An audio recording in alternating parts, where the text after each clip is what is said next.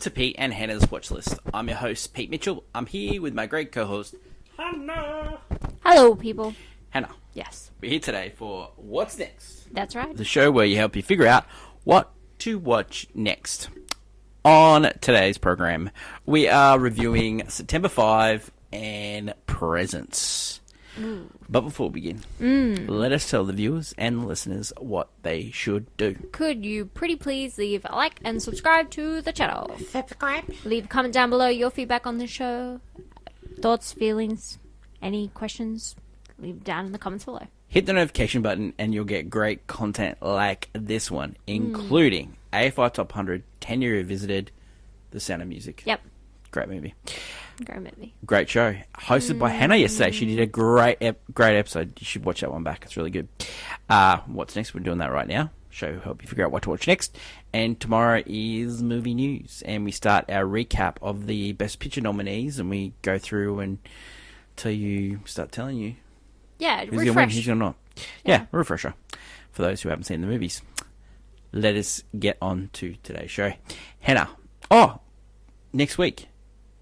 Big week next week for us. Yes, We're going to be on Wilkie's Movie. Movies and Music podcast. That should be good. that's right. Catching up with him. That'll be fantastic. I think it's Monday during the day, Brisbane time. Yes. And Sunday afternoon, afternoon, evening in In the States. the States. I think he's in the Midwest. So that should be good. So yeah, Showtime. September 5. Start off with that. The elevator pitch. We follow ABC Sports as they cover the Munich games and what turns out to be a hostage situation in the athletes' village. This film is directed by Tim Feldman, who did The Colony. It's written by Tim and also Moritz Binder, who did Munch and Maud. Stars Peter Sarsgaard. We saw him in The Batman. He was Yeah, I believe he's- Attorney General. And we also Yeah. saw him in Green Lantern as well. He played Yeah. the I think smuggler. he's married to Maggie Gyllenhaal. He is. in He real is. life. John Magro. Last time we saw him was in Past Lives. He played The white guy. Yeah, white guy. Ben Chaplin. I remember him from a movie called Truth About Cats and Dogs. He was also in The Thin and the Rhyme with Nicolas Cage as well. Leonie Bench. She was in White Ribbon, and she plays a German person in this movie. And you got Benjamin Walker, who plays Peter Jennings, who's a famous news reporter, and he was Abraham Lincoln in Vampire Abraham Hunter. Lincoln Vampire Hunter. Reasons to see this movie. Gripping story. Gripping story, yeah. I didn't know anything about this. Yep. Never heard of it.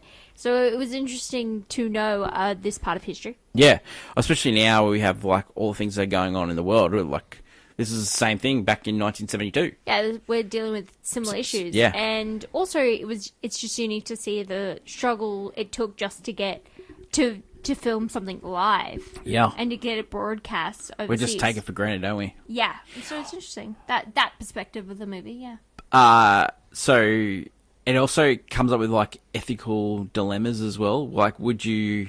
Filming it. And But all that yeah, jazz. produce the story. Like, there's a couple of things where like, oh, we're going to show someone getting killed on air.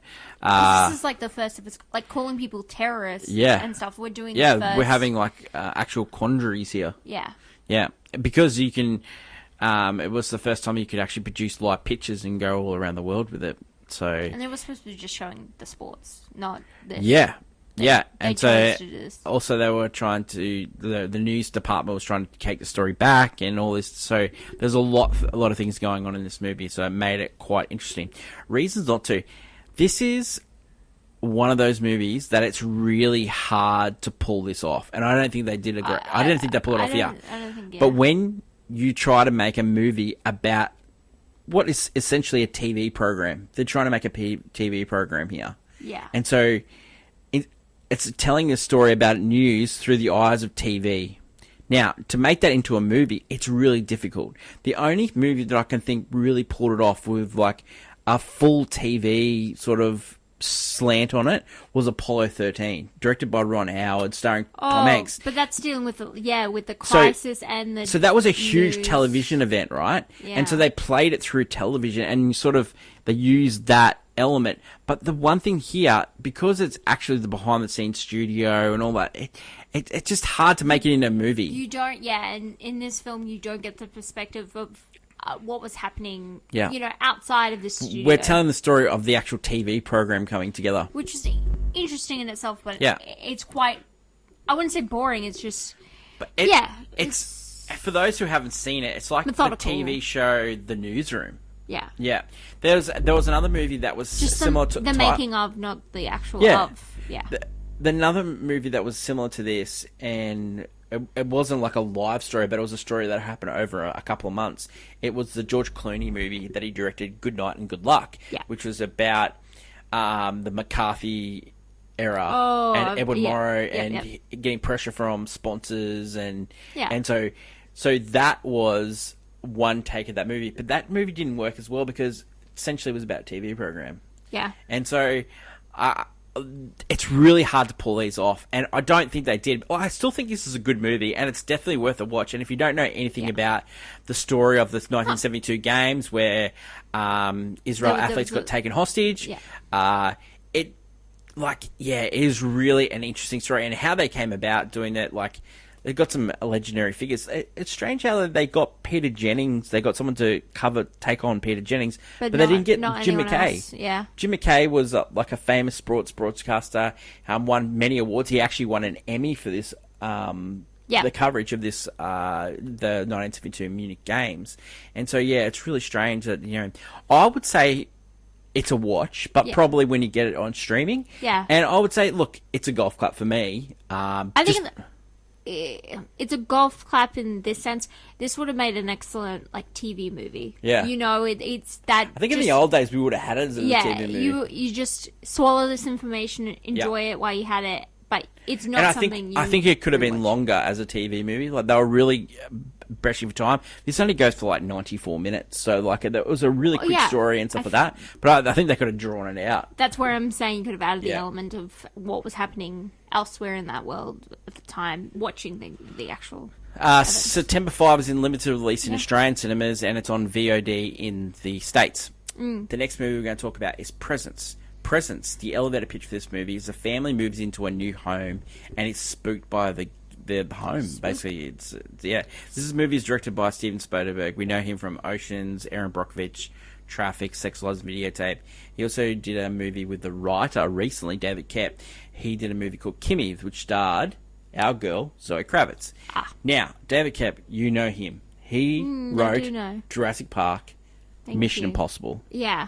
This guy's legendary. He's a legend. Yeah, he's a legend. The legends don't always have great... What's really funny is there's a movie that these two wrote and directed together. Yeah. And that's coming out in a couple of weeks. It's called Black Bag, and it stars Michael Fassbender and Cate Blanchett as husband and wife spies. Like, your classic spy movie. Yeah, it's Mr. and Mrs. Smith, but different. It looks fantastic. So it's really strange that the two movies that they did together, and they made these last year, they're coming together sort of at the similar time, they're getting released at the similar time. So this movie stars Lucy Liu, so we know her from Kill Bill and the Charlie's Angels movies. Yeah. Chris Sullivan, we saw him in The Story of Us.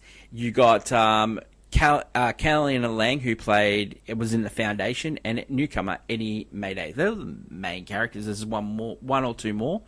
Julia Fox plays a realtor. But it's about 5 people in this movie, 5 or 6 people in this movie. It's an intimate film. It's an intimate film. It is amazing. So the reason I say this, it's amazing how Steven Soderbergh actually came up with this movie. So it's told by the perspective of the house. In the movie here. Yeah. But it's actually goes from different rooms, see? Yeah. And the house is following the different stories. Reason not to see this, This is a creepy movie. It just seems like a Black Mirror episode. Yeah, Drawn out. Lucy Liu's character in this movie is repulsive.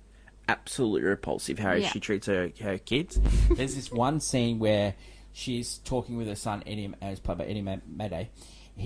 she's saying that you're the best thing that's ever happened to my life. No one's ever come close. You make me want to live.